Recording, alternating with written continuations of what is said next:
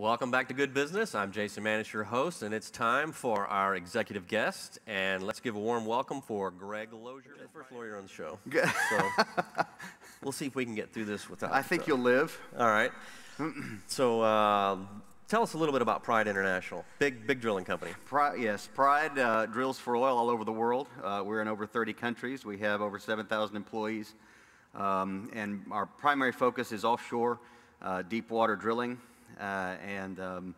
We've been doing this for quite some time. Our company has taken kind of a different focus in the last several years as we've really changed our strategy to one of being more offshore than onshore drilling. And we've really been pushing towards increasing the technology that we're using to be able to move out into very deep water around the world, where many of the oil companies now are actually searching for oil in water that could be up to 10,000 feet deep. Right. And so you guys are really struggling. Business is not good, is it? Business is good, although I get asked the question a lot if I like oil at $140 a barrel, and I don't, because there's a lot of volatility built into that, and a lot of uncertainty built into that.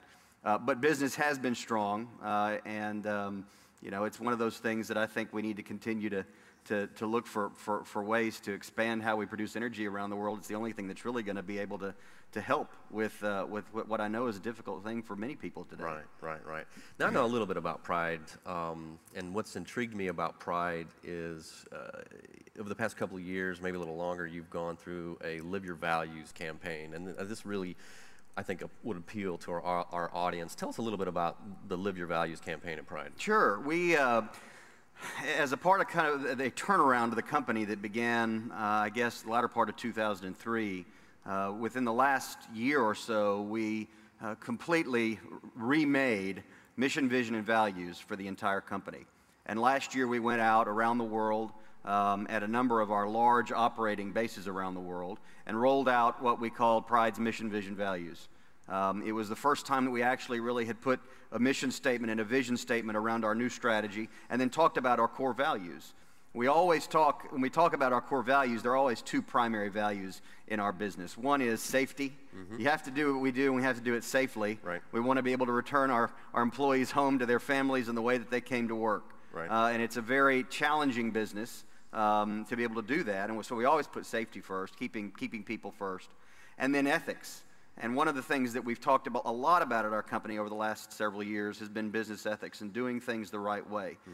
Making good business decisions based upon sound ethical principles and a value system that matters. And we talk about the importance of doing business the way you want business done unto you. Right. And how important that is. And so we basically put this together. We went around as a management team all over the world, talked to our employees and our senior management around the world, and pushed this new value system, and it's really working well. We're trying to really remake the company from a tone at the top perspective all the way through the organization, that these are the values that matter. And what are you seeing? What kind of results are you seeing? Because correct me if I'm wrong, but when you go overseas or anywhere and you start off at an executive meeting, let's say, I mean, you're starting off with the Live Your Values. I mean, didn't you guys make hats and shirts and shirts and little cases that hold mints and CDs and also, yeah, absolutely, all sorts of things. And what kind of response are you getting from the worldwide community? It's been tremendous. I mean, one of the things that this has really helped our company do is come together as one company. For many years, we ran businesses all over the world, but it wasn't one of those things where we actually ran everything together under one umbrella. And so as we've centralized our business and we've brought it all under a single mission and vision statement, the values campaign has been very successful, really, to unite the workforces around the world, because we're in 30 countries and multiple nationalities, but we operate under this value system centrally. It's been great. Very good. Okay, very good. Well, we'll be right back and learn a little bit more about Greg himself, so stay tuned.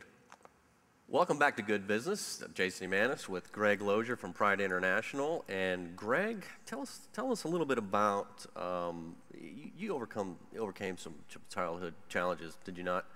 And maybe quickly run us through that to where you are today. Quickly is tough.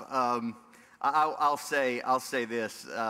There were several things as a child that really kind of shaped, I guess, who I am and what I think today, my value system, my belief system. Specifically, there were several periods of time in my life as a younger man where illness was really a way that God used his his plan for my life as a way to get my attention. I mean, he absolutely brought me to my knees and brought me to a point where I had to realize that I needed to be attentive and I needed to listen. What was that? Very difficult for me to do as kind of a type A personality. Really? Yeah. Specifically, I was really junior high and high school were some difficult times for me, being in and out of the hospital with some pulmonary condition, some neurological issues. And of course, I mean, you'll remember as a young man that age, that would be a difficult time, I think, for anybody to experience it. And so, it was one of those things where, as I was dealing with it from a difficult perspective as a young man, in terms of social interaction and fitting in and feeling a part of the group, God was able to really speak to me very powerfully and got my attention supernaturally, and just said, look, you've got to put me first. You've got to listen to me. And so it was one of those things that I'll never forget, and certainly look back on as being a very pivotal and turning point in my life. And how does that experience translate? So you have this mindset. How does that translate into how you deal with, let's say, employees at work? I mean, surely that comes over, and your point of view and how you manage people and how you talk with people surely comes from there. Sure. No, that's true. And I would say, and I mentioned this earlier, in terms of what we've been doing at our company, we really have been turning it around and taking it in a different strategic direction. And as a part of that, there have been some very difficult situations that come up with employees along the way. And we deal with coworkers and employees every day. So it's one of the things that as I deal with a difficult situation involving a coworker, you always think to yourself, what if I was in that position? Mm-hmm. And what would God really want me to say to this person, or deal with this situation? And how does He see them? Mm-hmm. One of the things I certainly learned from that childhood experience was that everybody matters. Even though I was potentially unique in what I was dealing with medically as a young child, it was a situation where God said, but you matter to me. And so each and every employee of our company matters. They matter. Mm-hmm. Each one of them is important. And I think about that every day. So much of what motivates what I do every day is because I realize that behind each one of those employees, each one of those coworkers of mine is a family or a loved one or somebody significant. And so the decisions we make in business affect thousands of other people that aren't just employed by our company.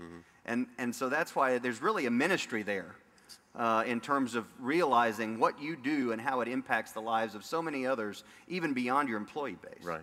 Well, have you got somebody in particular maybe that, when you mentioned it's a ministry for you, is there anybody at work that you've seen, that you've had a chance to make an impact on their life? Oh, sure.